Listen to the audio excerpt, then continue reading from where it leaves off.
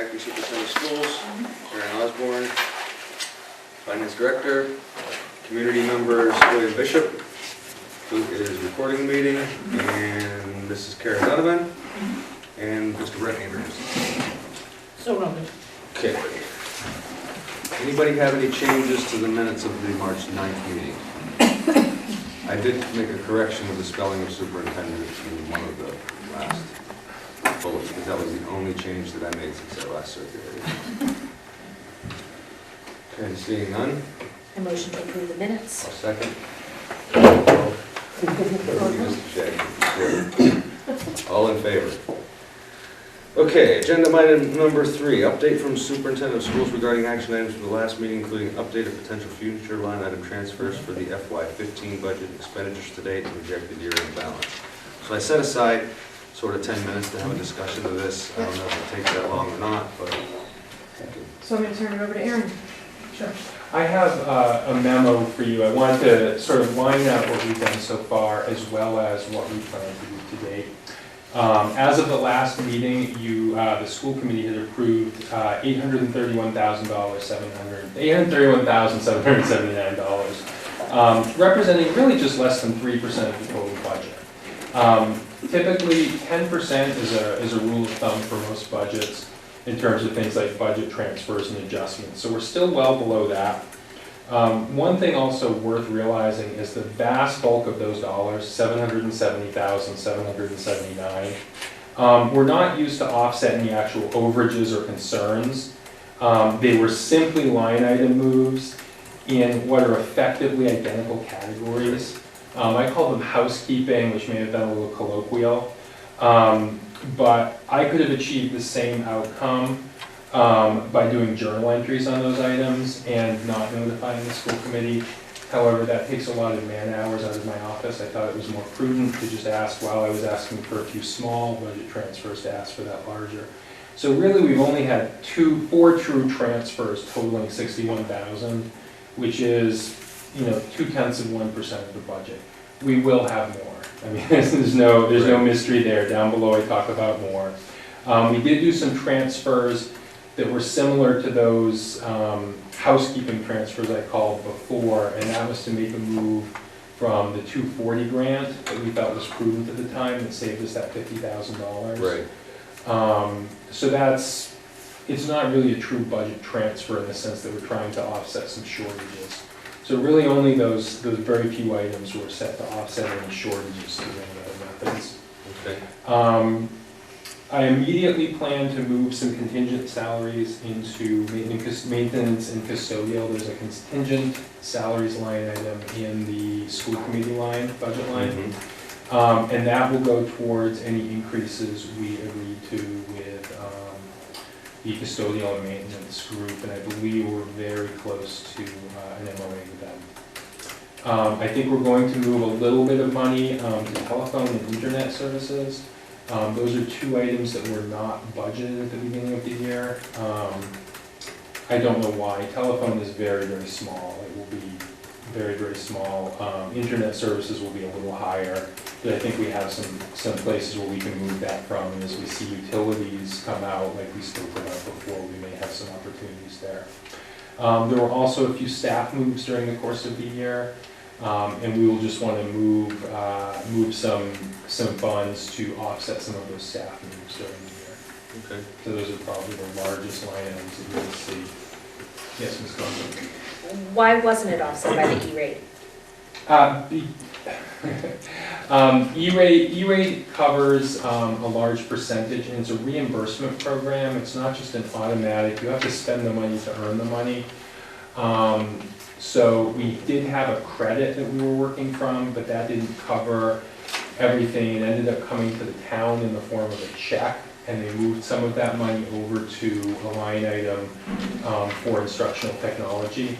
So that will be some of the budget moves that I might make, moving from that instructional technology line item into internet services if necessary. If I may, it must have been a pretty big check. that I It got? was about $65,000. Because that was my assumption from the last budget season, that Yes. E-rate was 65,000, and I think that's why that telephone and internet services wasn't budgeted. Yes. So that's interesting that the town got that check. So they started with a credit and then they moved to giving us a check. There are some items that aren't covered under E-rate that weren't factored in. Their E-rate usually covers, I believe it's around 85%, so there's still 15% hanging out there. It also covers basic phone. It does not cover long distance calls, so if we do make long distance calls to places, those do not get covered by E-rate. So there's a few items that probably should have, could have been budgeted for. If you look at the budget for 2016, I put some balances in there to cover those. Okay, thank you. Sounds good. Anything else on that, in that regard? I don't believe so. That's in good shape. Okay, yeah, so one of the things I put on here was Colab. Yep. And I don't know whether, did you get a chance to make a Two summary? items for you. This is actually a summary of all of our utilities by every single location. So I have every single location, Colab is at the top. Okay. Oh, you have Colab at the top, you have Globe Fire, and so this is, it's a lot of, we looked at one point, a district-wide utilities. This is basically that same breakdown, what's budgeted. What's budgeted is going to be pretty close to where we end up in most cases. I'm pretty confident that we're going to be in that ballpark. So if we look down, we've got Globe Fire, McMahon, then there's a total for district-wide. I wanted to sort of total out this, oh no, I'm sorry, district-wide is a separate line item. Oops, there's a mistake in district maintenance salaries. That is way too high. Yeah, I was gonna So that's say. the only, that item is off, I'm sorry. The other items, let me just make sure I don't have any. No, everything else looks fine, I'm sorry, somehow I overlooked so you've got that, I can correct that, and you have all of the schools, you have Eastwood Road, Charlton Street, West Street, and the middle high school. I just figured if we're gonna talk about, break it down by buildings, Yeah, might as well I just think give you it's- everything. I think it's broken out good by to get a building. kind of an idea of, you know, the magnitude of, Yeah. of the situation. Yep. And so, now, do we get any revenue from the tenants of Colab to help offset some of this operational expense of the building? We receive, probably a little shy of $100,000 in total. I think we do about 80,000 plus from Head Start. And then we receive a little bit of other revenue from other sources. In many cases, we don't receive, we rent out the facility at zero cost to many community organizations. I don't have the rate sheet in front of me, but nonprofits, agencies of the town use the facility at zero cost. So if, you know, a Little League group or something like that wants to come in, we don't charge them. Right. And we see a lot of usage for that. A lot of nonprofits, town organizations come in to use the facilities. Okay. You know, we have we're probably the biggest central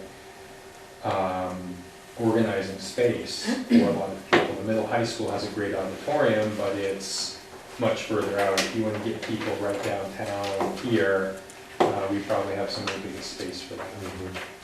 So I'm wondering, since that's largely a community service or, you know, some Yeah. kind of service, is whether or not we should be having conversations with the town to be taking on those expenses rather than coming out of the school department. Because you're looking at, you know, this is $266,000 to operate this building. Right. And, We've begun those discussions with the town, Yeah. also with Head Start, yeah, to make them aware that they may not be looking at us, the school department, as the leasing, but rather perhaps the town, and even investigating with Head Start whether they'd like to purchase Colab, because they have other types of social programming that they would like to provide, that they may be looking at a bigger space for. But we need to have some further, deeper conversations with the town around what that would look like, and Okay. evaluations of the property, and right. Is there some kind of timeline for trying to put that together? Do you have in mind in terms of working with the town manager? Sure. We had thought about trying to get that done for the beginning of the school year, at Yeah. least getting central office reestablished. As you know, we had the facilities, the water main, or the water pipe burst at Eastford Road, and that sort of jump-started our interest because the downstairs library, the library that's not being used currently, had been the main source of conversation about, can we move central office there?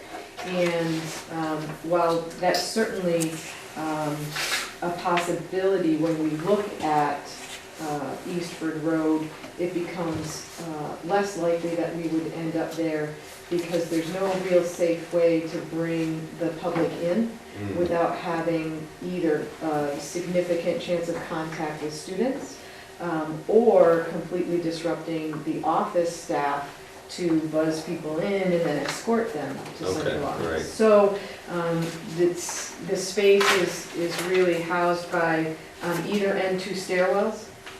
So if you bring them in, Yeah, they have there's no direct barrier. access up the stairs.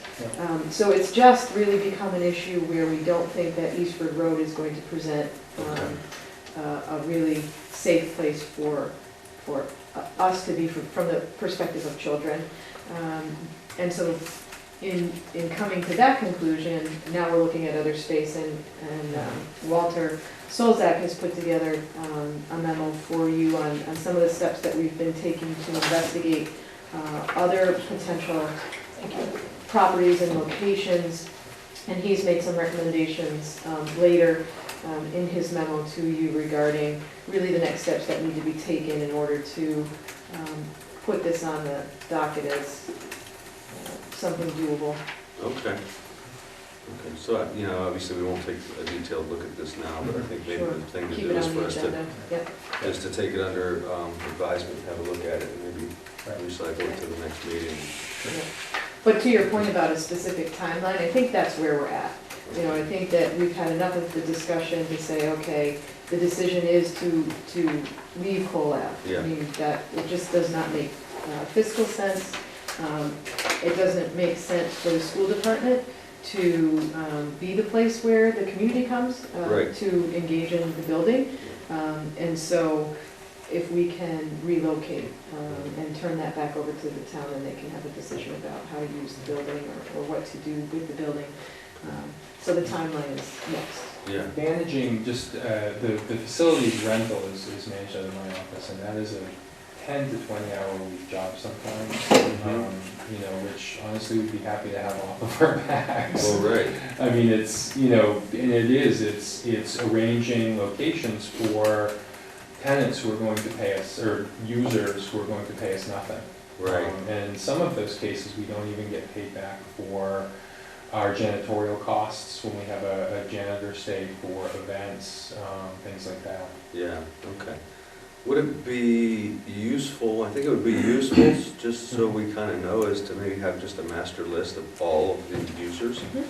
That way, when we have these conversations with the Yeah. town, we have a document that sort of serves as a sort of, a working piece to say, okay, these are all of the organizations that are Yep. impacted by this, Yep. we're providing services to.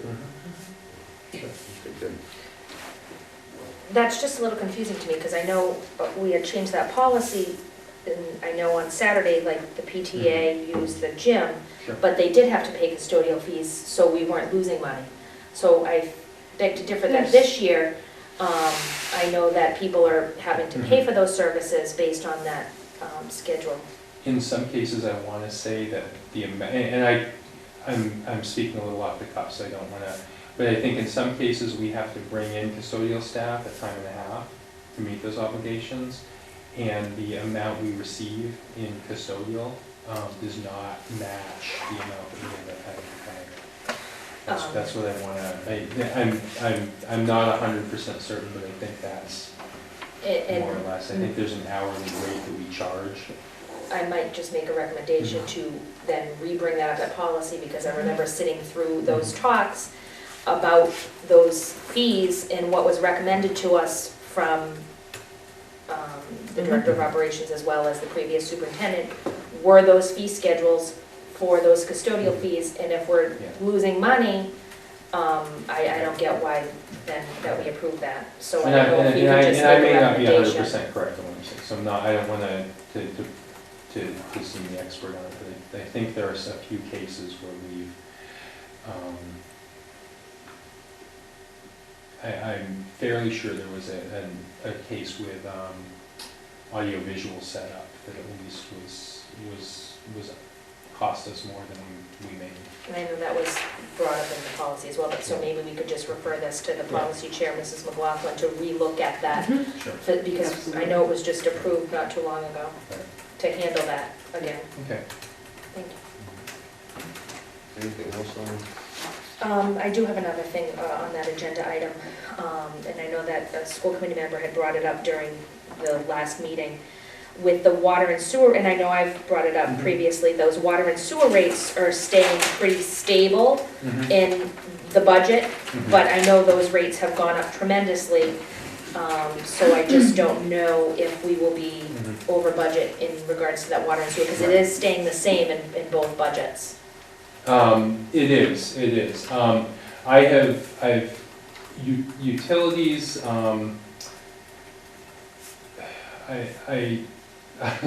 I've looked at oil, we expect our oil to be next year, and we expect our oil to be quite a bit less.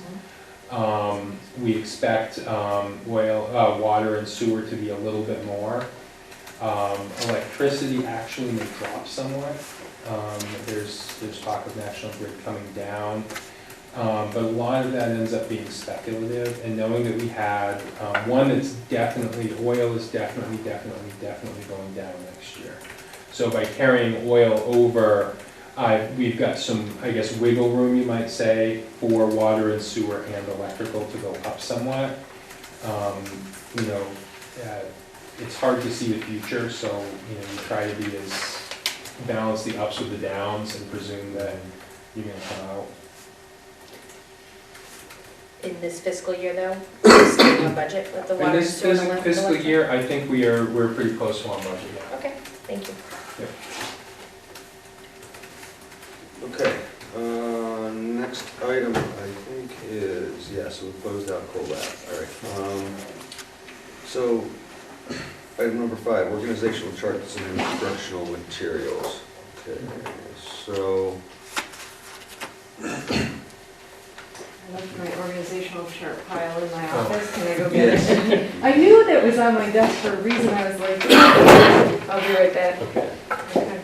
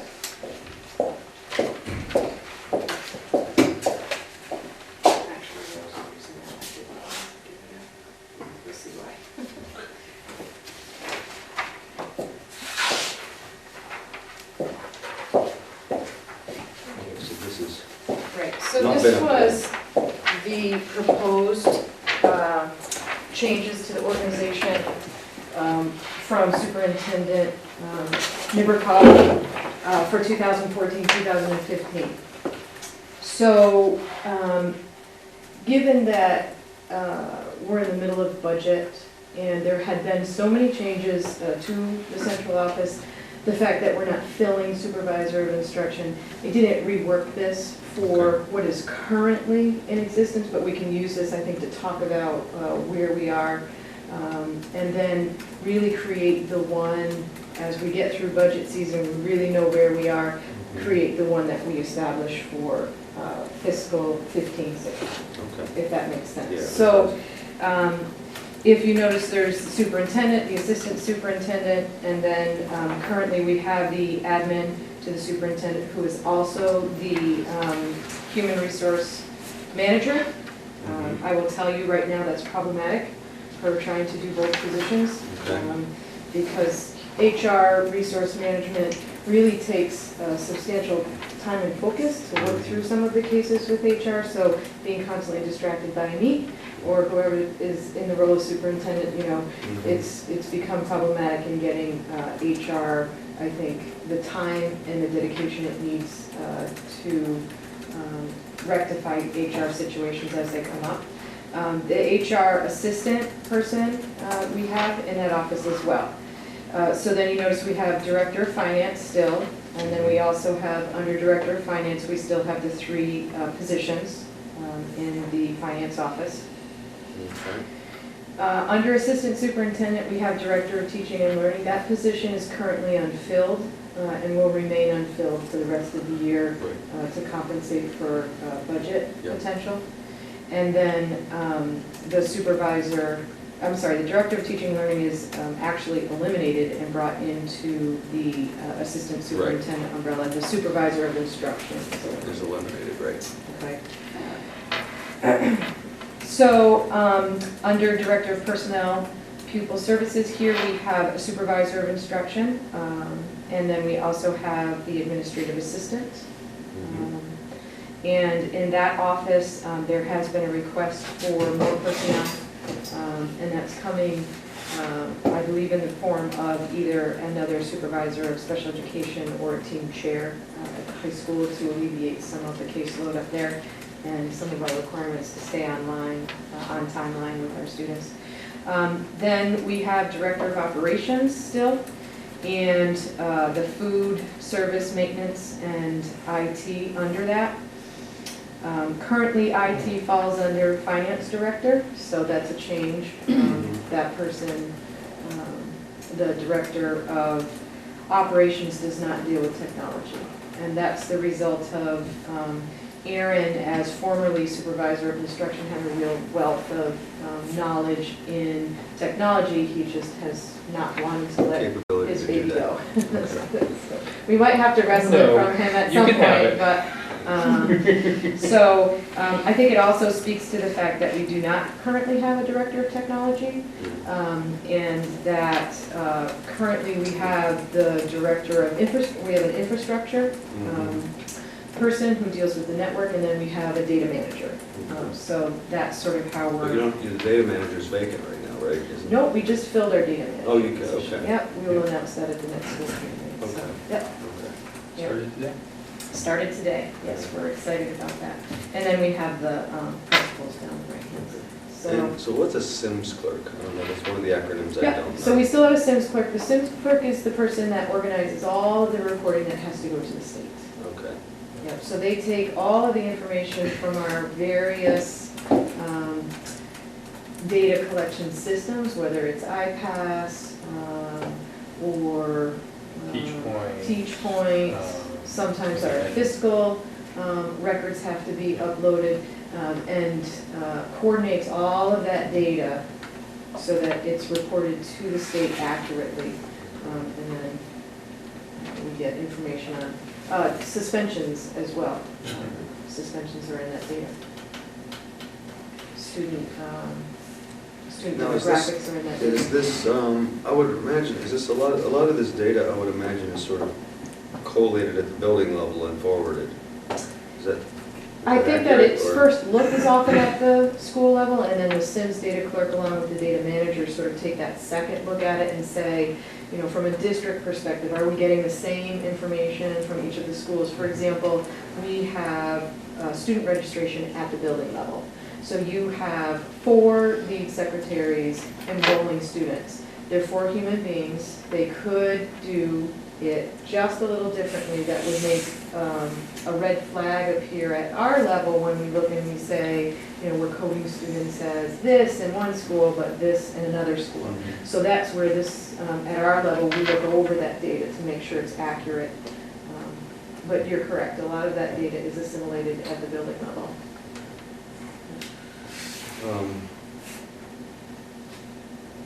To help also, the data transmission to DESI is bluntly a nightmare. It's not uncommon to upload data to DESI and have 1,000 errors, quote-unquote errors. Yeah. There are certain characters that DESI won't read, there are certain space or a name that doesn't happen to match. Whereas in a lot of other places that have more significant, say, IT budgets than the state, you talk about the private sector who spends a tremendous amount of money in data integration and things like that. They've worked through a lot of that. So the state doesn't have standard formats? They do. It's surprising how much is kicked out even with those standard formats. Because they're also pulling from multiple vendors. Right. So, the data, there's a lot of errors that can occur, whether it's on our end for how we're coding data, or how we're entering data, whether it's how the vendor is exporting or extricating the data and then exporting it. So, it's just something we know we have to do every year. So is this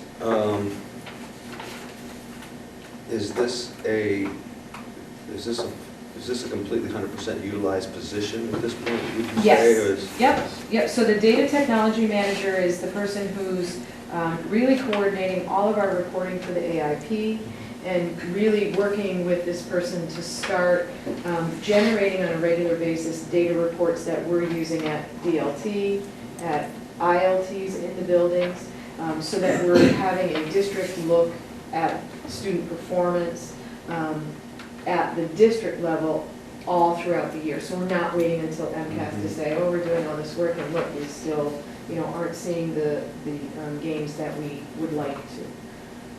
I would like to say that the person, there is a position here at central office that's not here, and that was a position that is the admin assistant to the assistant superintendent and the director of operations. So that's a split position, and that person deals an awful lot with managing the,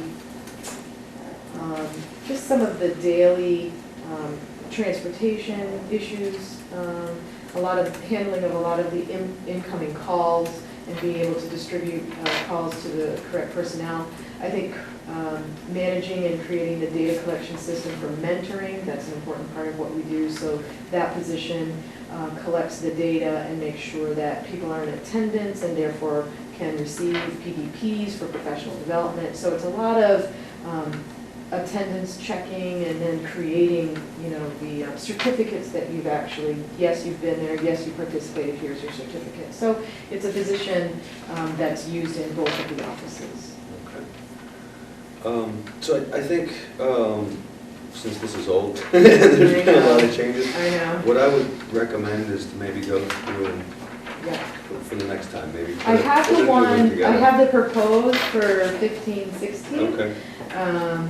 But not quite ready to share that because we're trying to get really the final numbers from the town. I think we have them, but it may mean more reductions than we anticipate, and we want to make sure that we're making the right decisions in terms of where we're going to come up with the deficit. Right now, I believe, correct me if I'm wrong, our increase, level service, what we consider just walking in next year, turning the keys and opening it exactly as we're doing now, we're at about a 2.64%. And the town is only allocating for us at this point 1.6 million. So 1% off, which Right. is about, that's a lot, $250,000. $250,000.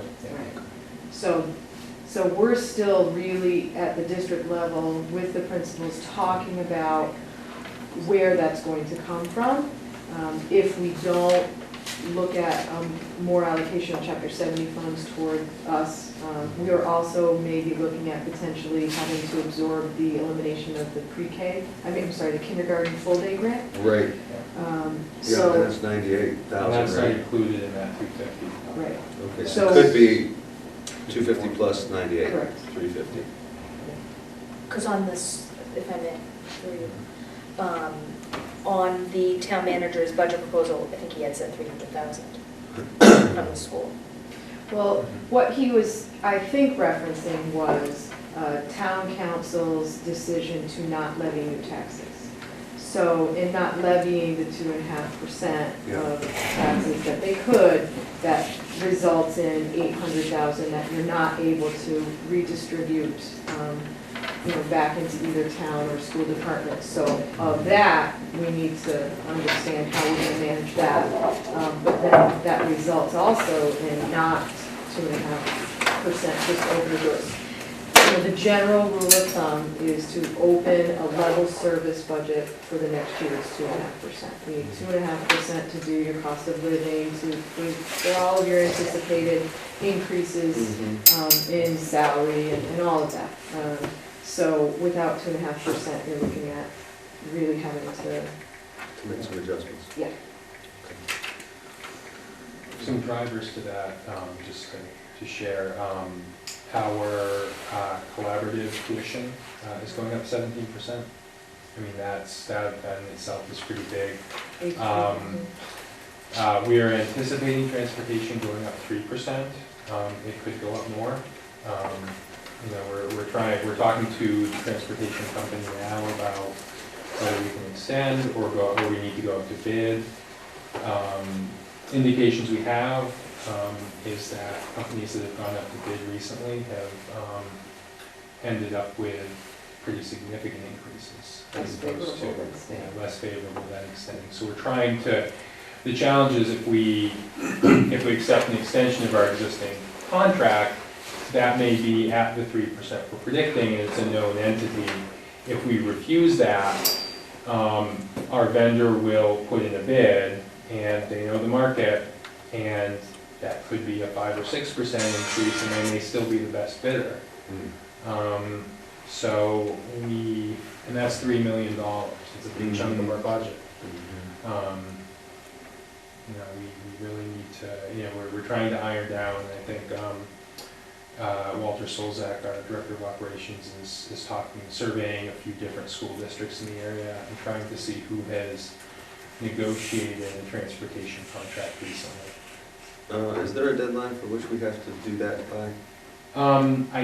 I am not certain. I believe the last one they negotiated was negotiated in May or June. I mean, so it was an end of year. I'm not certain, but I want to say that the contract date is maybe May or June, but I can look at that. Yeah. I know in the past too, this transportation drives me mad. But I mean, bus routes. Some of the other schools have their own separate bus routes, like the Christian Academy has their own bus route, Trinity has their own bus route. We pay a lot of money for that. I don't know if I've mentioned it within the past year about sharing those bus routes with the middle school, high school, rather than letting them have their own bus, which could decrease costs. So routes are a thing that we should be looking into as well. I don't know why, or if they have been looked into. Yep, we are. Over the past year, and it's been a long time. So, and I know there's a lot of other bus companies out there too, and I have sent multiple emails in the past on transportation. So it's just a large chunk of money that we pay out.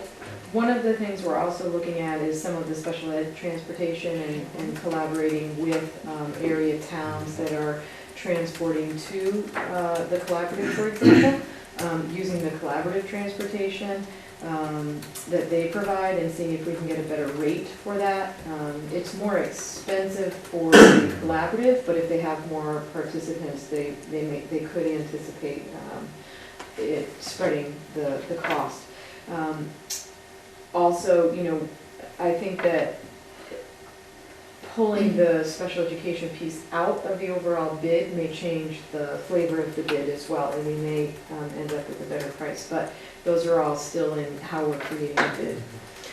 Just to that point too, I know last year, we had meeting upon meeting regarding special education transportation, vans, looking at the routes, and this is, it's almost at a year and a half now that we've been talking about that. I just hope someday we can see the results.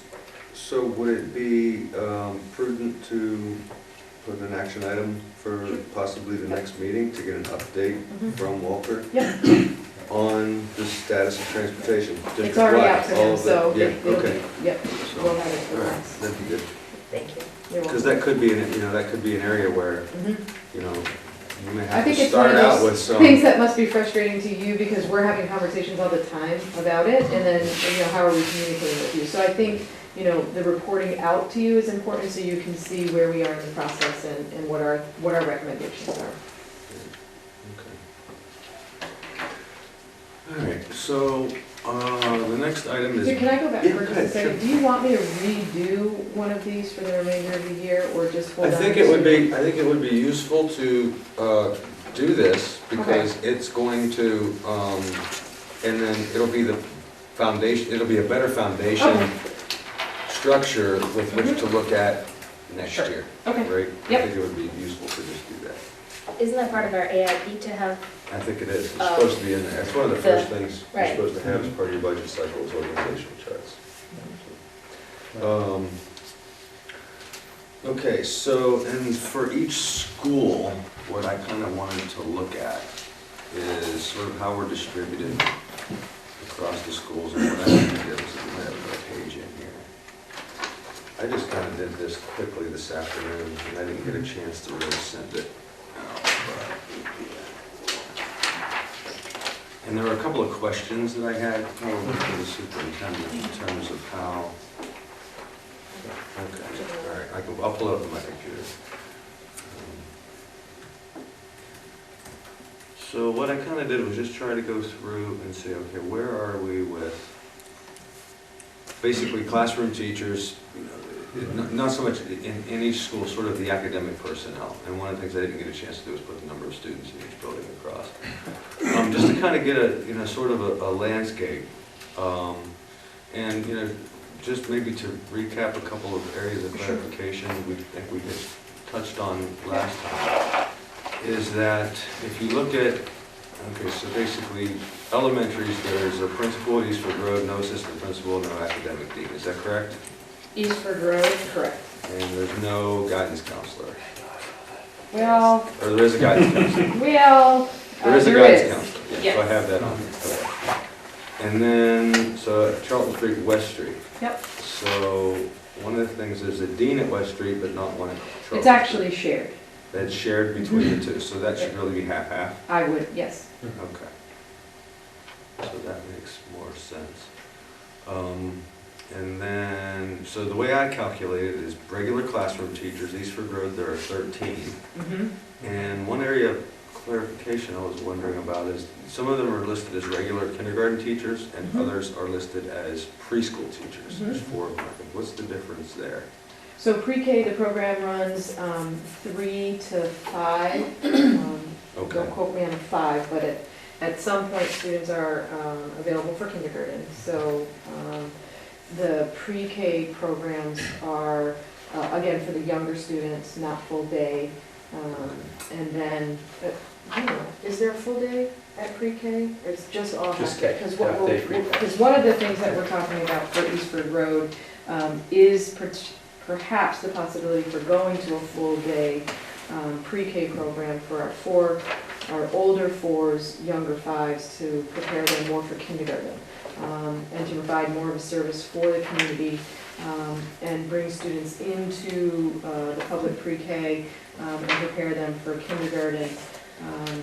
With more of the curriculum that we're using, we're seeing a lot of improvement in our pre-K student growth and also our kindergarten growth, so trying to promote both of those programs.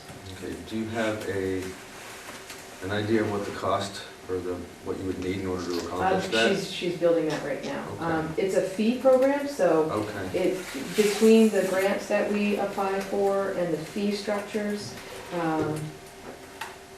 is there going to be an increase? Most likely, we'll have curriculum that would have to be purchased and things, but we do benefit from the grant funding for that program. okay. But that's not the same. I think for that's, but that's that's really important, is if you're seeing, and maybe that would be a thing to look at, not just for this committee, but to the school committee, is if you have numbers that are coming in now on what the differential development is having those Sure. kids in pre-K, how much better they're doing, Mhm. that helps to justify the push to making that. Yep. Right? Mhm. Okay. All right, so that would be. And the full day does help our working families. Yeah. So a full day pre-K where, you know, families, we're competing with families who have their children in daycare full-time because they're Sure. working. Okay, so do you have, again, you know, a lot of this I think is useful just to have sort of these programs sort of laid out in terms of, Mhm. this is the number of students that are currently being serviced, this is what we think we could do with these additional resources, Sure. sort of that kind of thing, would give us a sort of a quantitative metric of it. Okay, great. Okay, so that answers my question there. Okay. So I just grouped those, I added, I figured they were basically classroom teachers, so I added those there. And so, obviously there's no tech ed computer in the elementaries. And so you have an educational assistant basically for each teacher. Okay. And so then I guess I was looking through the salaries portion of the budget proposal prep document that Aaron put out. And for educational assistants, there are 6 at Charlton Street and 0 at West Street. Is that correct, or am I missing something in that? I don't have that in front of me. The actual salary piece, we can talk. Ms. Quinney? Yes. That is probably because Charlton Street School has the PASS program, which is for the autistic children, which would have more of those educational assistants that are required to fulfill IEPs. Okay, And that program is not currently in place at West Street School. it's not in place. Correct. And is it needed? All the students go to Charlton Street that would require the PASS classroom. Okay, that's good, so we can put that in the notes, pass. Okay. So that's really shared then with West Street, Yes. clarifies that. Okay, and then, so it looks like, you know, sped teachers are pretty much, I mean, so that looks, you know, probably about right, assuming there are the same number of special ed students. And then, again, I guess I would assume maybe these educational assistants, there are 13 sped educational assistants at Charlton Street and 7 at West Street. Did I am up right? Oh, she transferred. Yeah, there's one transfer I thought I accounted for. And so is that again the PASS program? That would be my guess, that Yeah. there's it's- some, It's hard to know where you counted from, so. Okay. Well, I took them out of the salary sheets that Aaron had given us for each of the schools. So They we would listed have to all the go back positions. and say, okay, this person works in this program, this person works in this classroom, this person. I think that's fine. I'm just, basically, I just wanted to kind of, Yeah. because, you know, to me, it looks like either, you know, if I'm looking at, so I'm looking at this as kind of like an auditor on the guy. Sure. Right? Yeah. And so I'm Right. saying, Agreed. hey, wait a minute, why do you have Yeah. twice as many resources in this category at one elementary versus the other? And it's just, Yeah. Right. it's okay. All right, and then you have Title I, and that's the other thing I thought was, just, again, it's consistencies, and maybe some of it is just, you know, maybe historical differences in how things are classified. But you have 2 Title I teachers at Charlton Street and none anywhere else. I believe that's because you have 3 literacy interventionists at West Street. And you Okay. only have 2 at Charlton Street. And the Charlton yellow. Street. Look at 0 versus 1. Okay. It's sort of, Title I is really an interventionist. Okay. Technically, we are, all of our schools are school-wide district, are school-wide Title I, Mhm. meaning that every single teacher in our school is technically denoted Title I. So there really isn't a denotion, it's an older nomenclature to nomenclate someone as Title I. I'd like to just change them in the upcoming budget year to interventionist. So it should some be- of them, one of them is probably a literacy, and there might be a math interventionist in there. Okay. I'm trying to remember specifically what those folks are, but I don't remember offhand. So I think those are things that might be useful to break out, you know, in the budget. I mean, I think where we notice these sort of discrepancies from historical classification, whatever the, you know, number is, I think it's a good idea now to clarify it, because then it just enables us to have more efficient conversations about what the needs are in different areas, subject areas too, because if it is math, then, you know, so forth. Okay, and so then, yeah, so that's where my big question was ELL, so tell me we don't have an ELL teacher at Charlton Street. So it must be that somebody is, Yeah, that's, Someone is working as one of the Title I, I believe, might be the ELL teacher for that. I'm not sure exactly what Bill did with that, but there is someone who's definitively an ELL teacher at both schools. and at the high school. Yeah. It's two different. So there's two teachers at the middle yeah, I have school. one's classified at the middle school as an ELL. Yeah, and But there is a second. yeah, there is a high school ELL teacher as well, who is There is? classified as an ELL teacher, yeah, it should be. Let me pull my other document. I want to say. Oh, she's, There's two of she's, them. she's, oh, okay. Okay, but she, yeah. Joan. Yeah, John Charlton Street. How did I miss that? Oh, so there are two ELL teachers at Charlton Street. Okay. Yeah, you had us a little nervous there. Yeah. Okay, so I must have overlooked that. Yeah, I think I There were recall old that. sheets and new sheets too. Okay. I think I recall that Vinnie Regan One's at the Uh, end of West Street. Yeah. took one of his two ELL teachers, and they are in a, let's say, fourth grade classroom right now. Was that the main move there? Because Two and one. he had some need, a better fit there. The other thing too is I think when we're looking at that, this is the first time that I know of historically that you have positional control, where we have actually laid out where each person is in that format. So, you know, to speak to are there oversights? There may be, but that's been the work of the past, I would say, 3 months, is to really build that from the finance office, send it out to the principals, have them verify and correct, and then the system for how do we update this when people are moved or when they choose to move and accept, bless you, accept a different position. Bless you, it's the first time that we can really say, this is the entire district Yep. staff, and this is where they're at. It's a good, I think it's a good idea to have. We think so too. Obviously. Okay, so. Thank you, Erin. Okay, so each school then has IRSs, which are instructional resource specialists. I'm assuming one math, one English, one Yes. ELA? Okay. And then art, we have one of each, and music. Now, is there a full-time music teacher at both? Yeah, there is, I think, because there's two different names Yes. on those. And then we talked about Eastwood Road has that one teacher who does a few hours at alternate schools half days. He doesn't do full day music there. Okay. Art at Eastwood Road is half. Yeah. Eastford Road art is half? Oh, is it art? I thought it was music. Art It's at art. Eastwood Road, well, art is a half-time position at Eastwood Road, I think. Okay. Okay. It's my assumption. Where's the other half? Then it's just a I part-time think that's art just a straight teacher. half-time. But teacher. the Oh, it's a music half-time position. Yeah. Was made a full-time because it splits with that, some other schools. Yeah. So music is actually, it's only half at Eastwood Road, but shares with other schools. So it's a full-time position coming out of Eastwood Road for Does it music. share with the elementaries, or does it share with? I want to I say know, we'll she hire. clarified.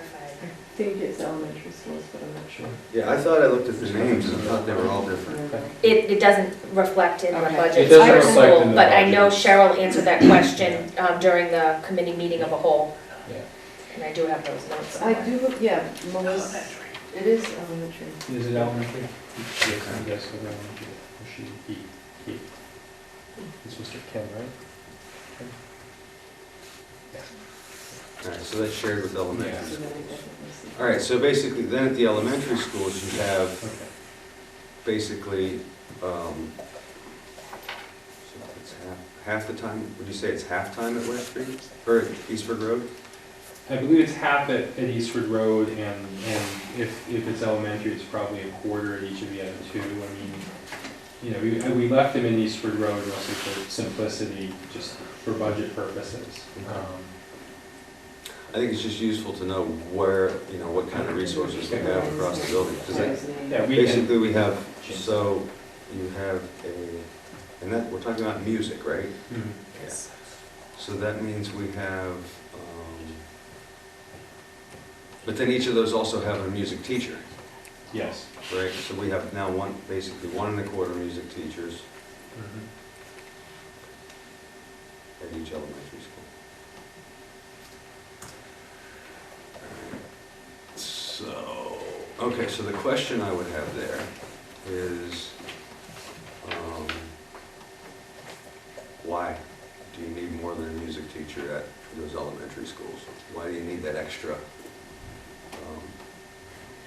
time or hour a day or whatever it is that that person goes up there? How is it? Right, so a lot of times what art, music, and PE provide in terms of the structure of the schedule is the time for teachers to have their contractual preparatory periods. So if you don't have enough other courses for students to take or enough sections, then you run into conflict where teachers aren't getting their contractual preparatory periods. And typically that's how we. And so you're using that as, you know, enrichment for the students, which I think is good. Well, you know, it is core curriculum as well. Yeah. I mean, we believe that a well-rounded student takes art, music, PE, so don't take it the wrong way Right. that, you know, we just have these classes so kids, you know, so teachers can get a prep. And I'm always cautious when I say that, but from a scheduling perspective, that's one of the reasons that that's how they're used in building a school-based schedule. But we do believe that students do require instruction in the standards of art and music and PE. Okay. All right, and so then guidance, no, so next is, yeah, we're still on PE. No, we haven't covered PE yet. So phys ed, you've got one in each of the elementaries and nobody doing phys ed. So here's the funny thing about the guidance sort of PE. The guidance position at Eastford Road School, he's doing PE and he's doing active learning for behavioral support, sort of self-esteem building. So he's doing a lot of active games with kids and, you know, camp games like when you were a kid and the, you know, cooperative learning games, and really getting his guidance curriculum through to the kids using PE, so to speak. Is it the best way to get PE to preschool children? No, I would say, you know, a certified, licensed, full-time PE teacher would be optimal. It hasn't been part of the discussions at this point. I just have a quick question on that. Last year, it was a specific block time for those kindergarten students to have PE. Are they doing that again this year? Yes. Okay. It is still. So basically what he does is he teaches his guidance curriculum through the PE block with PE standards as well. And then the rest of his time, he's doing guidance. He's certified PE He though, is as well, certified, right? yes. So we're not without a certified PE teacher. Right. I just wanted to make sure that. All right, okay, so now middle school, high school, and so what I kind of did was broke them out sort of separately, because in the budget documents, to me, that's historically, and I think it's a good idea to sort of treat them separately in terms of those grade levels. And so I kind of, you know, you basically have a half a principal at both buildings, you have 1.5 assistant principals, you have a half an academic dean at the moment, right? And so classroom teachers, the way I added them up, middle school there are 28, high school 21, but also you could consider classroom teachers at the high school, tech ed, computer, those are really classroom teachers, that's part of this, so that would really, probably should be 26, so that, those numbers make sense. And then the area I guess I had the most amount of questions was in terms of educational assistance. I didn't see any at the middle school.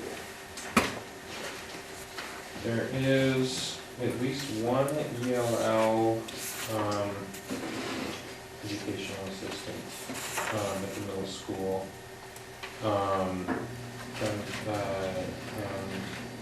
I don't know of any other non-SPED EAs at, and he may actually be under the SPED EA umbrella. So I'm not sure what that person qualifies as under that, but is utilized in an ELL classroom. Okay. So that would be the middle school position.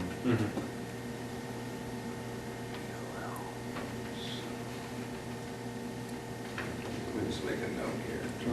Look at that. There's a high school ELL too, He's a high school ELL Right. teacher, teacher. yes. Where is the other high school? There is one high school? Yes, there Okay. is. For some reason I didn't. Again, I apologize, I kind of put this together. No, that's okay. And I had to keep going back, I didn't have two computer screens I could do it with, so, and Mhm. I didn't have them printed out, so. All right. So, I guess one of the questions I have is, you've got these IRSs, and so the way again, maybe this is a mistake on my part, but I saw there's one, I think it was a math IRS at the middle Correct. high school. Yep, And so you've got one person covering just math, Mhm. two math and science. buildings, math and science, Well, but no ELL. it's really one building, 612. Right, So right. the IRS covers the curriculum implementation for 612 in math and science. So that person is in charge of grade level, team meetings at the middle school, making sure that the team meetings, if there's anything curriculum-based for math and science, that's communicated to them at the high school.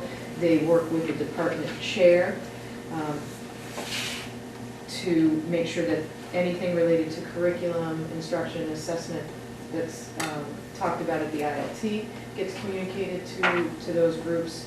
And then ELA does social studies as well. Okay. So that's But the there's- The academic I see- dean is I- the ELA IRS. Right, it's a structure Oh, we okay. inherited, so, So the academic dean, Is effectively the ELA IRS. Correct. They cover the ELA and social studies half of things. Along with that person is on, I believe the IRSs are on a teacher contract, whereas the academic dean is on an 11-month contract, a little different. And that person does have a few more responsibilities okay, based on that position. all right, so it's not like there isn't an IRS No. capacity at the middle high school. There's no- Okay, I think that's, I, that's can good. I I mean, call maybe your this could attention evolve a little to bit. guidance though? yeah, You're listing 2 guidance at the high school? well, that's how they were in the budget. There's 2 at the, I would say guidance Two and two 6, right now. 8 is, it's not 2 and 2. really. It says middle school and then Well, high yes, school. it is. Well, 1 is 9. Well, It says yeah, I mean, it's effectively 2 and 2. I'm not sure where they're listed, and Middle that's, school. we've inherited where they showed up in the budget, and I'd like to move them around. But for all intents and purposes, it's more or less 2 and 2. We had 3 budgeted and 1 returned, shall we say. Reinstate. Oh, right, Yes, right. 1 was reinstated. So we have 2 guidance counselors at the middle school, budget, I'm talking about what's budgeted, 2 at the middle school effectively and 2 at the high school, is Yes. that correct? And then foreign language, you have 1 at the middle school and 3 at the high school. Yes, that's correct, yeah. And so what are we doing, so we're doing foreign language classes in middle school? Is that what are we teaching? I believe it's Spanish. It's predominantly, yeah, it's an elective, so they have to have a certain number of electives, we have to have something. Is that the access? We have health too, Health, yeah, I the middle didn't school put, and high school. I didn't put the health in here. Should probably include it. More than- There's, there's health. Yeah, health. Yeah, so I would presume that health teachers are separate than phys ed, right? That's what it says. They are listed separately, yes, in the budget.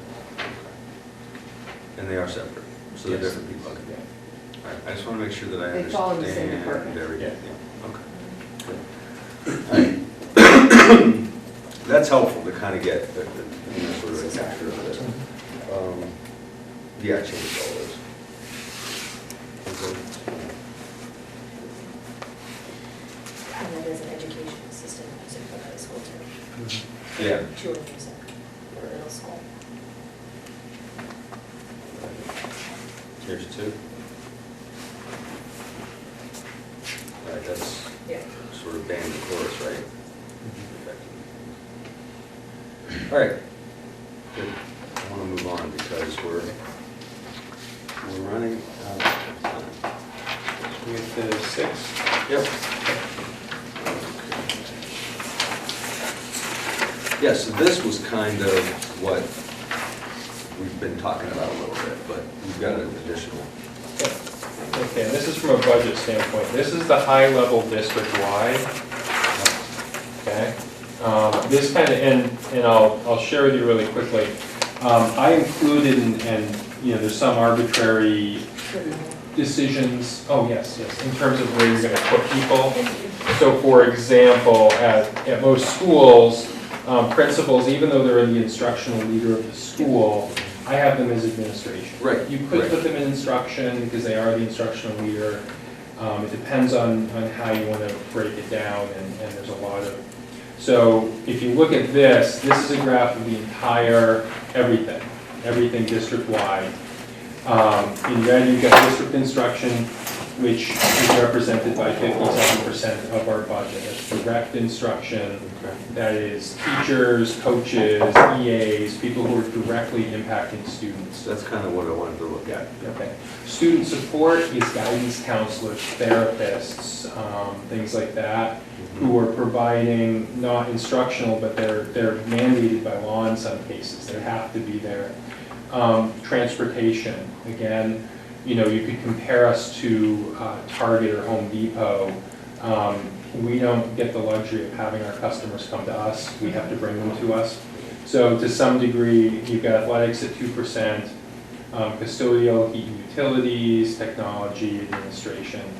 You know, as I look at this, it's pretty, you know, I think it's pretty typical of a school district and even of a business. I mean, you're looking at 10% strict administrative overhead, even with some flexibility to it. Some of those people, if you were working again for Target or Home Depot, a store manager would be listed as a frontline staff person, customer service, as opposed to necessarily central overhead.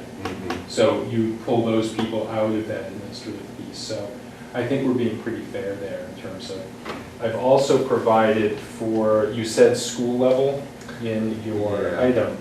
So you now have the same thing for every single school and for the central office. What? Okay. So you start with, the first page is district-wide, and this is done in exactly the same format as the budget documents you're receiving. So I want to, that way we're used to looking at the same data, the same things. Right. So district-wide, you'll see obviously the district-wide stuff. There's less direct instruction, more student support. All of our transportation is in district-wide. You could then go to Eastford Road, which is the next one. Similar graphs, similar tables, a lot more direct instruction, less administration, less student support. And you can go from school to school. Fair warning, read the guide, read the labels, because the colors don't. Colors change. Oh, really? The colors change. In doing these quickly, I didn't realize that as I was running through Excel. Okay, yeah. The colors aren't exactly the same in every single instance, so I want to be fair and not So just confuse read you. carefully, read the headings. And The elementaries are pretty consistent. It's the high school that has a couple different, athletics is a separate category, Right. and then district-wide, which has everything.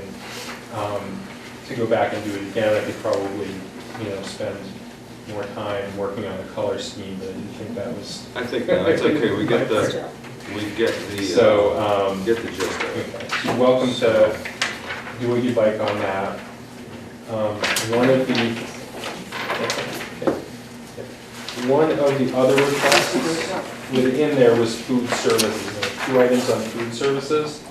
This is a profit and loss for food services.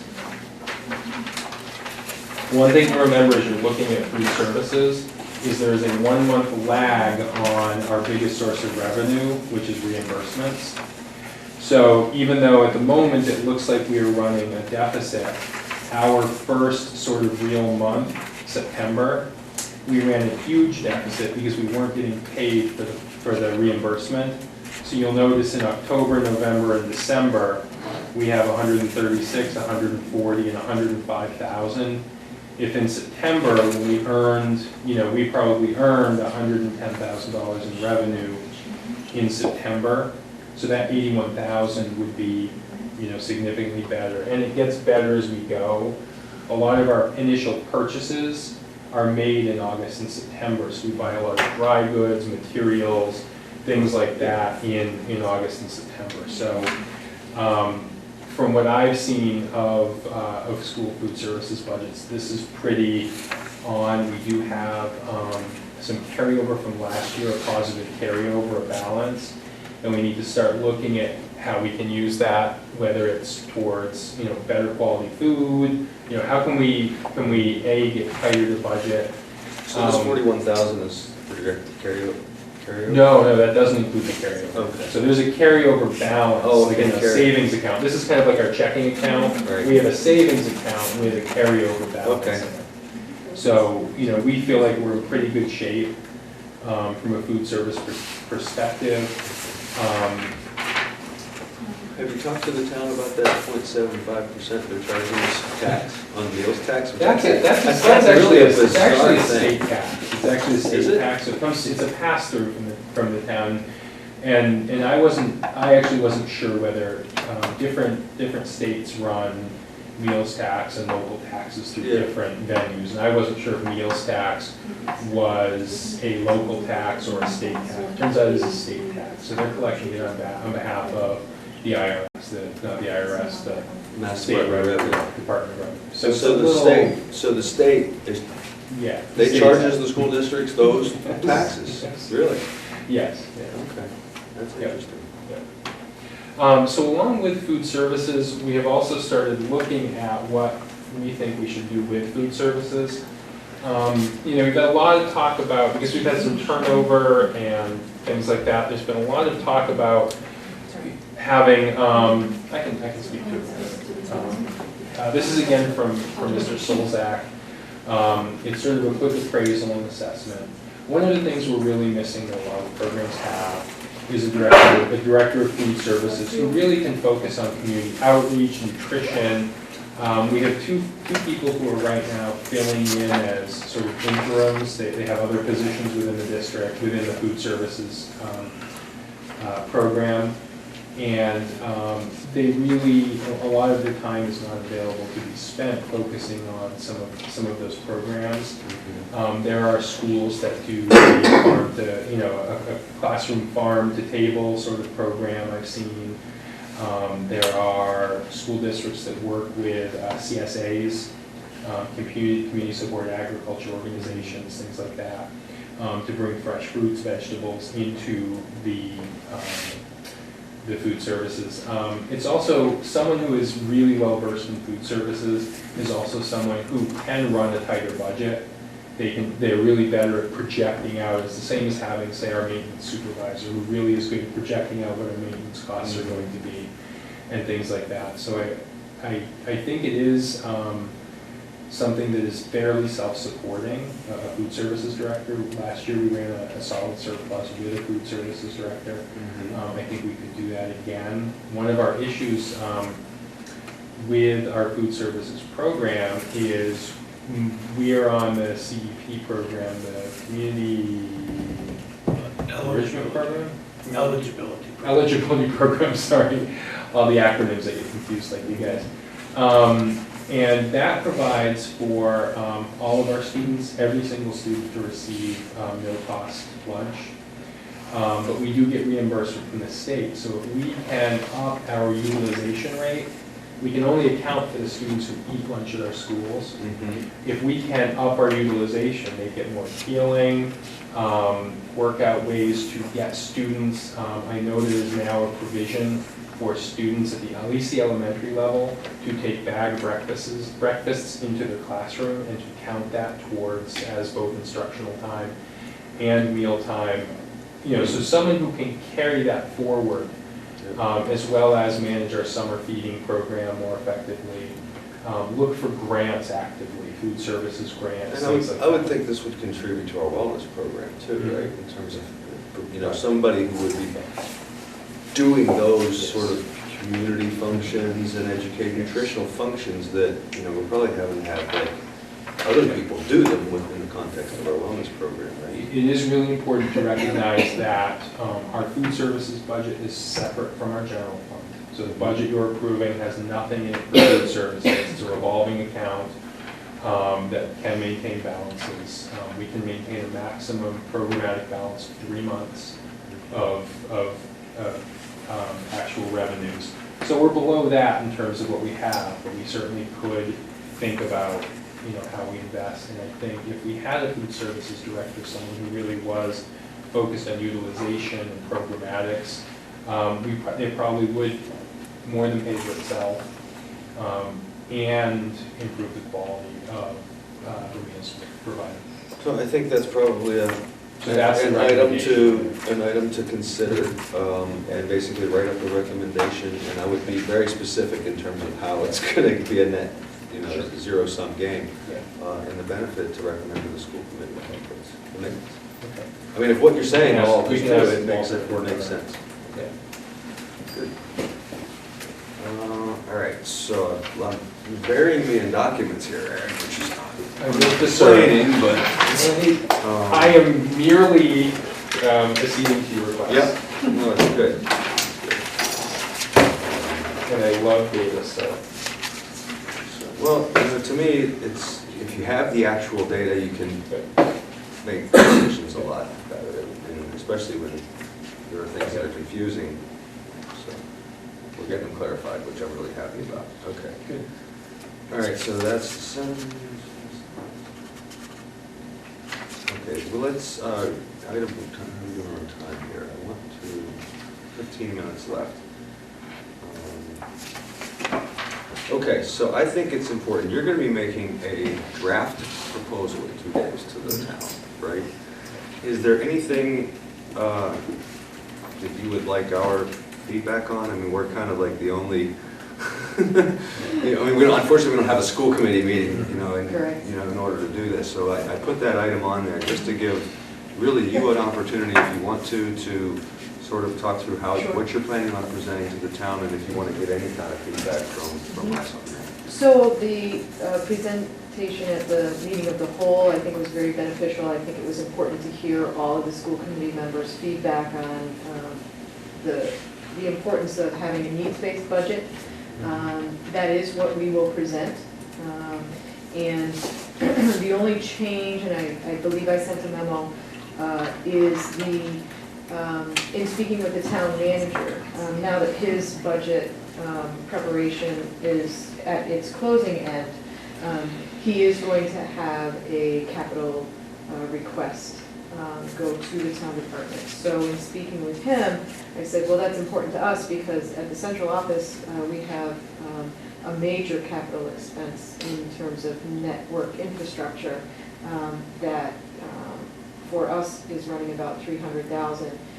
And I also included in that the Google Chromebooks for Okay. us to prepare for Park. I estimated more than what's in the budget because I think the budget was conservative and we were trying to get it within the general fund. But if it's going to be a capital expenditure request, then I would increase that. And it's necessary, but, so we'll be pulling that out of the overall budget that we present. But we are looking at a needs-based budget that is significantly different than what the budget that was proposed, So what we've seen before. what we've seen so far. And I think it's important that they understand how we came to that budget, Right. and that it's a minimal needs budget. We're not talking about huge amounts of resource allocation in terms of textbooks that we know we're behind in. It's staying on the course with the curriculum cycle and staying with science for this year and social studies for the the following year.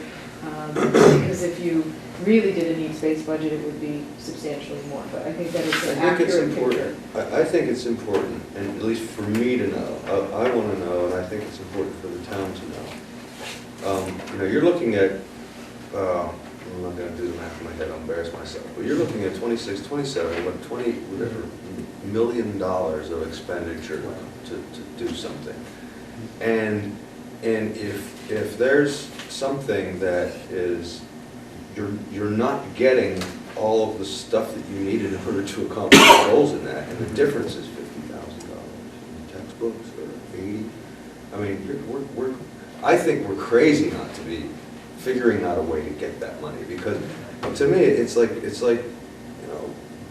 building or buying a car and not putting gas in it, or something like that, or putting low performance tires on the wrong tires for the train you're on, kind of thing. And so I think my advice or my suggestion would be to think about, okay, when you're presenting these categories and highlight these things and to say, our goals are this. I mean, this is what we really think we need in order to accomplish our goals in this particular area. You might say curriculum as an example.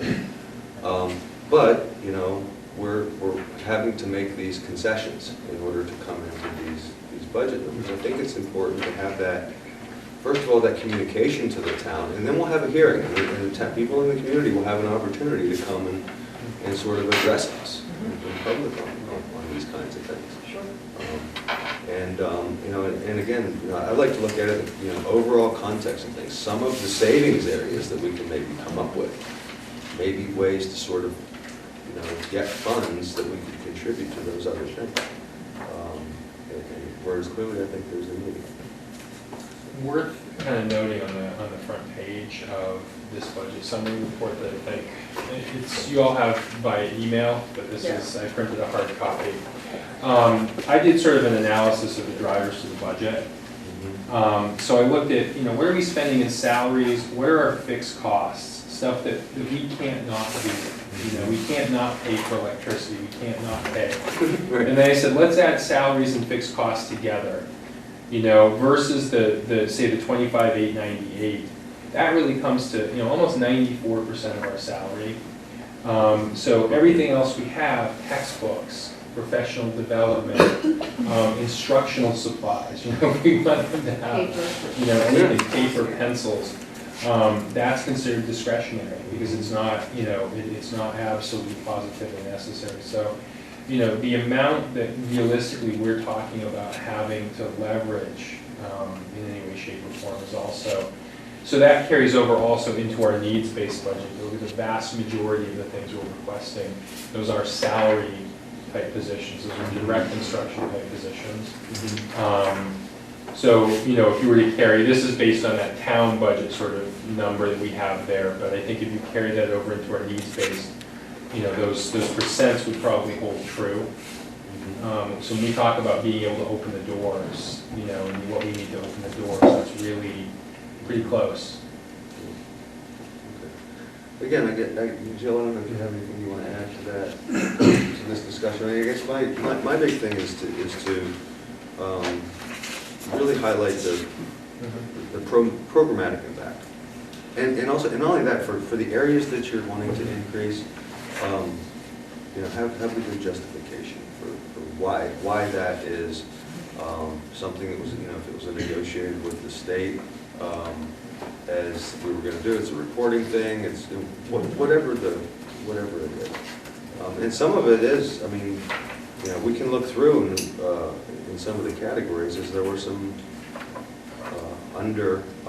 previously under-resourced situations where things needed to be added. I remember at the beginning of the school year, we needed to, there was some ridiculous class sizes for social studies or something. It was in middle school, high school, I forget where it was, but things like that. So, And I think, I think we're getting, I guess, I don't want to be too opinionated here at this point, but it seems to me, at least with this short time that we've been spending on this, it's getting a lot more aligned and things are starting to sort of make sense. And I think we can start to have more meaningful conversations about specific things, having things put together this way, which is good.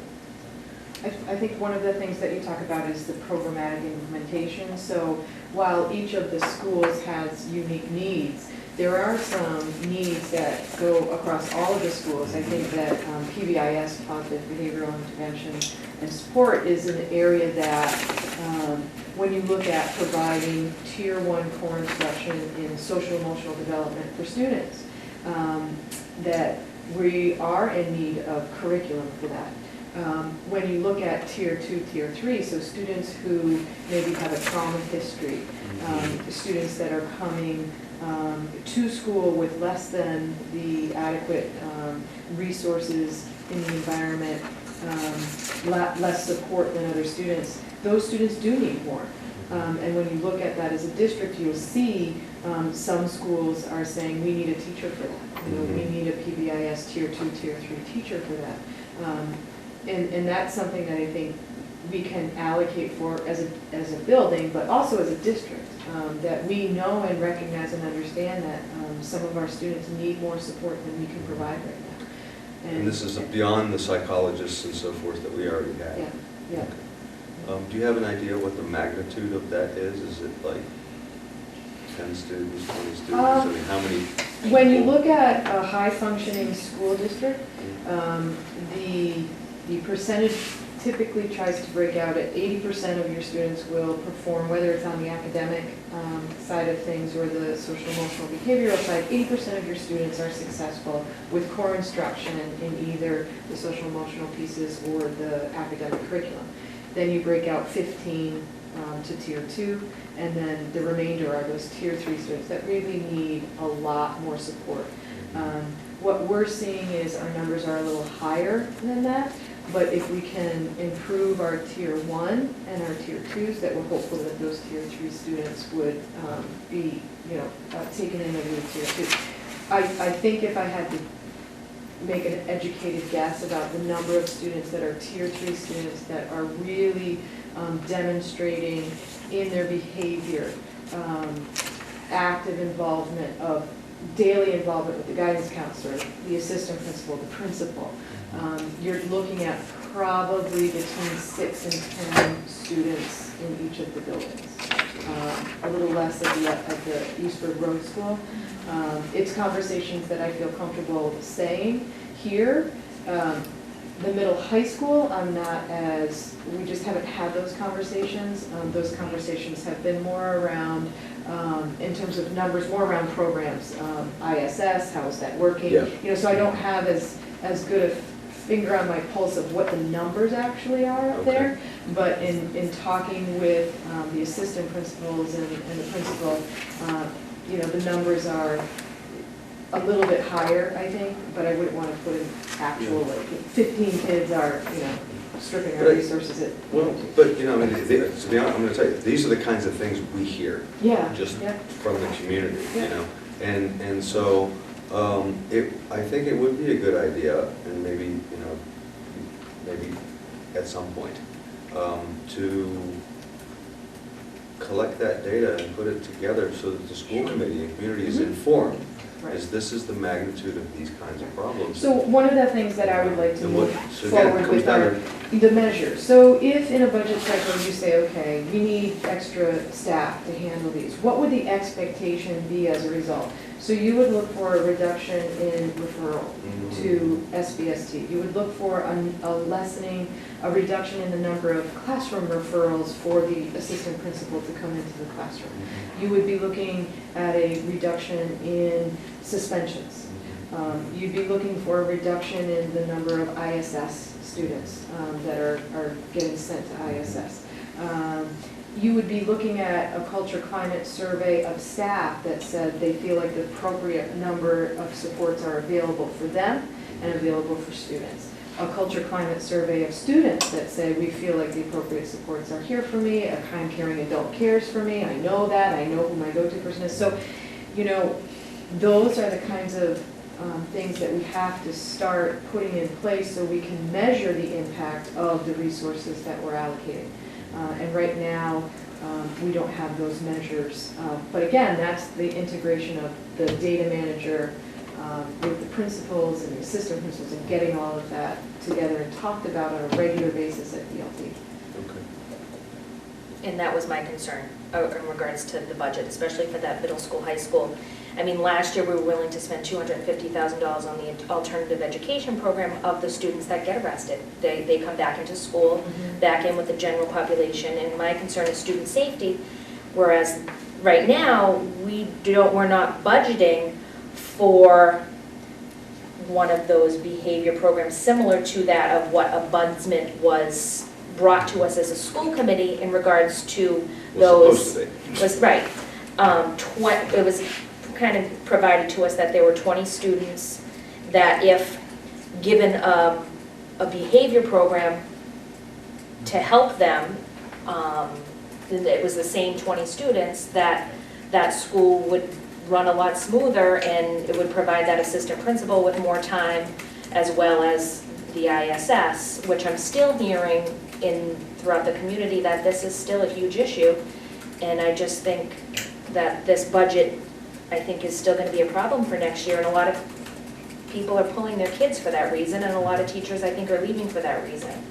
So I don't know how we can try to help implement that. I think it's great that you're saying we need to get those numbers together, and that we're aware of that problem, but I think we've, again, been aware of that problem for a while. So just to your point, we do have a proposal from the middle high school about a significant change to our support for the exact types of students that you're talking about. I think changing the Ombudsman program from a credit recovery and running credit recovery in-house through something like either a virtual high school, although that hasn't gotten traction in the past year, but another online, Edmentum is an example of an online credit recovery program that with some oversight during the school day, students who are willing and want to participate, but just maybe in an alternate way, have that opportunity. And then reallocating those resources to a true behavioral program that can support students and really offer them something different, because they're clearly telling us with their behavior that this is not working for them. And whether it's career building, whether it's going out and seeing the potential for earnings and doing some work study with places and developing that program so that it's meeting more of their need, I think addresses what you're speaking to. That proposal has come to us at central office, and we're going over it, and it, I think, can be managed within the budget numbers and wouldn't increase the budget in any way. So Okay. it's on the table. Okay, Well, that's good. thank you. You're welcome. Ombudsman, my recollection, I think, is that we had to notify them of intent It's to been terminate. done, we've received Okay. notice back, they've received our notice. Okay, perfect. I just want to make sure we don't get caught, because my head was like tomorrow, right? Us too. What's the missed the deadline is another And mileposts 250 or whatever. have been, I'm sorry, not mileposts, is that milepost? Mileposts have been sent and received back. Great. So Okay, both of thank those you. will not be. And the emails. Continue. Please, can we have a conversation? It's the phone calls. Yeah. So we're at 7:30. Do you have anything else on this last topic? So quickly, if we can, I put together Yes. this sort of structure and content of the. And I have responses. Oh, excellent. My responses are in red. I think really 90% of what you put on there is either already covered or easily covered. Yeah. And it's just the format. If you want to, instead of spending the time tonight going over it, if you want to take a look at my responses, I can email them to you as well. And we can get there pretty Yeah. quickly. I think that's great. Okay. Just have a comment. Yeah, sure. Thank you. I mean, you can tell you've worked hard within the past couple of weeks in getting us all this information, and I know it took a lot of work on your part, even in regards to the food services that I've been asking for and all of this information. It's very, very beneficial, and I don't think we've seen information like this. At least I never have Okay. in all my years on the school committee. but I think this is great. It's- If we can share it in the future with the I other think- school committee members too, just because I think that they'll be very pleased with all of this information as well. Sure. I think we're rapidly getting to at least a place in my mind where we have a good understanding of what's going on. Right. So which is, Yes. I think, and then now we can start the discussions and deliberations of what we want to do, what we should be doing according to other people's opinions, but at least you have to know where you're starting from, right? So I think this is making a lot of progress, and so,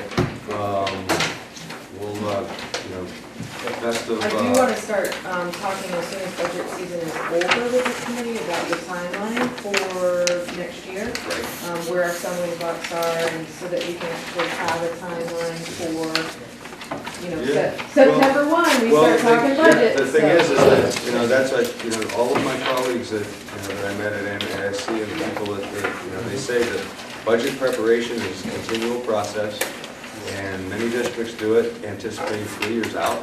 Yeah. They try to anticipate 3 years at a time in terms of how the growth is going to occur, what changes are being anticipated. And really, you do start the next year preparation as soon as this one's done, so. Do you have the next meeting? Next That we're meeting, thinking? I did not schedule one yet because Is the public hearing? the public hearing is on the 14th. Or is it April 14th? So maybe on around the 27th would be a month from now. Yeah, so let's do April 27th as the potential next budget. So, Okay. okay. Very good, thank you very much. Motion to adjourn. I'll second it. All in favor?